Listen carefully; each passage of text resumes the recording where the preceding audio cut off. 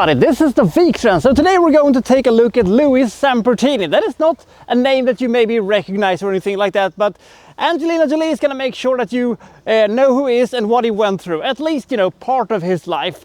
It's a kind of a fascinating story that we're going to see today.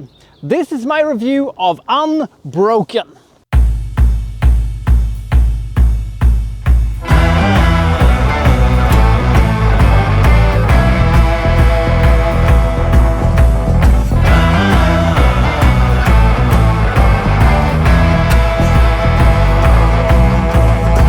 So Sampertini, played by Jack O'Connell, he is a bomber during World War II.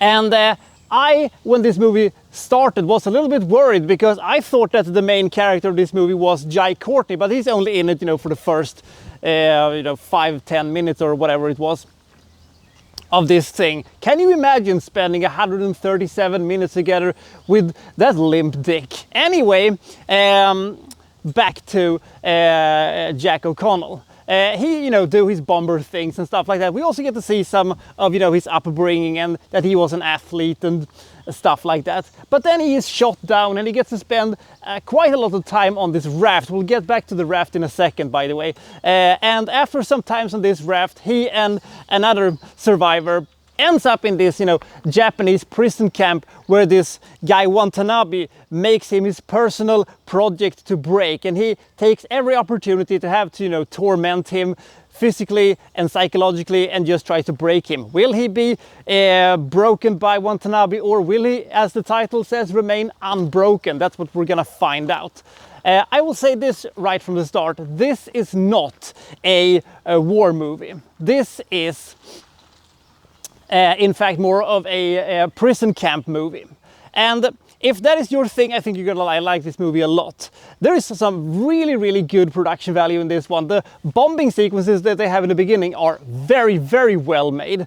And all of these sequences, on the raft and the prison camp and stuff like that, they look so good, which effectively makes you forget, that they're glossing over a lot of historical context and stuff like that. But the characters are quite compelling and the script is pretty well written. Don't forget that this is actually a Coen Brothers script that we're having. Angelina Jolie is a very good director who has done a couple of really good movies, so we are in safe hands here. And there are some really good sequences here and there, but we also have a couple of sequences that just doesn't work that well. And the tension and the suspense that we could have had is not there. You could have artificially created some tension, even though this is, based on a true story.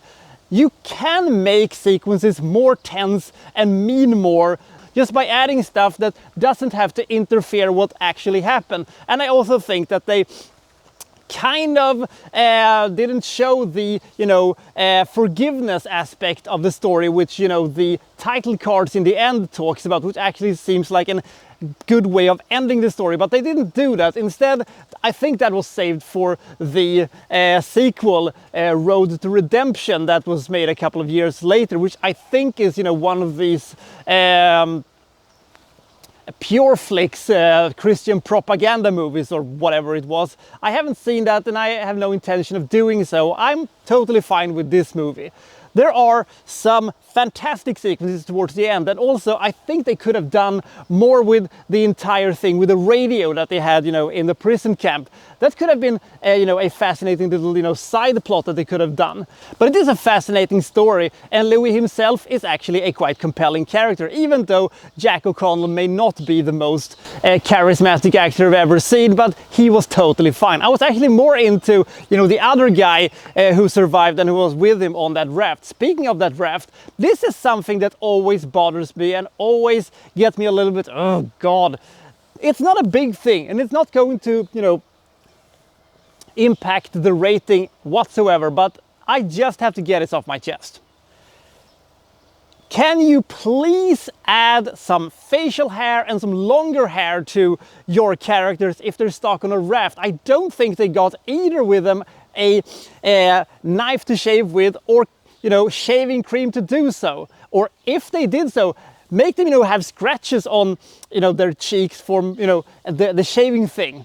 It's the same problem that I had with 1898, Our Last Man at the Philippines, basically. But at least in this case, you can at least say that, well, they had water so they could, you know, shave with, because you need water to make, you know, the shaving even at least more plausible, at least, you know, at this point. But never mind about that. Facial hair or no facial hair on the raft doesn't really matter. It is an impressive looking movie that has a lot of good things to it, even though it also is a little bit too long for its own good and have a bit of a minor pacing issues here and there. But for the most part, I found this movie to be a good and interesting, fascinating story about a fascinating period with a quite fascinating character. And the acting was, in general terms, you know, from good to great. So I can't have anything to complain about right there.